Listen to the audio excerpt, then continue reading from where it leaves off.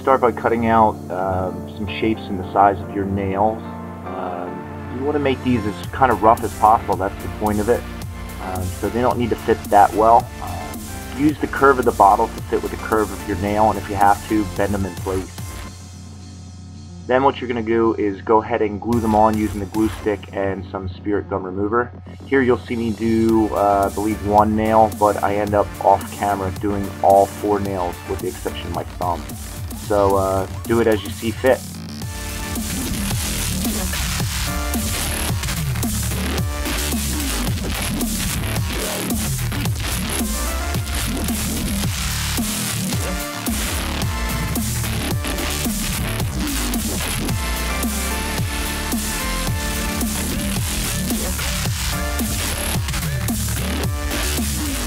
Okay, so I have all 4 of my nails done, and left my thumb go for right now, but as you can see, I got all 4 fingers completed, and they are looking kind of rough. I'm going to start off with this base. It's like a lavender or purple.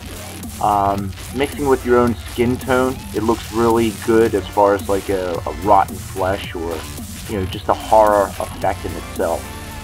I'm going to go ahead and apply this pretty liberally all over my hands. Just want to be careful where I added my nails on. The spirit gum is definitely sticky, so if it hasn't had a chance to dry at this point, it will stick to your brush. So you just want to be careful as you're painting your hand around it. I'm going to go ahead and take black, and I'm going to put that in the recesses of all my fingers. And I'm going to work it up through any low points in my hand. This is just going to give the makeup some depth. You know, essentially what it does is just makes your hand look thin. So my hand's kind of thin already.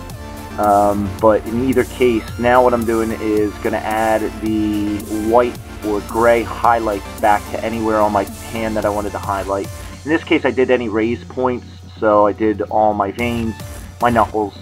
And now I'm just going to go back and I'm going to fill in again the recesses of my nails with the black to give them some depth and some decay. What I end up doing here is taking some bloody scab. You can pick this up at any Halloween store around Halloween, but it's very thick, and I end up pushing this into the recesses on top of my actual nail, trying to make sure that I get it in the cracks or any split parts of the plastic bottle that I had glued on top of my nail.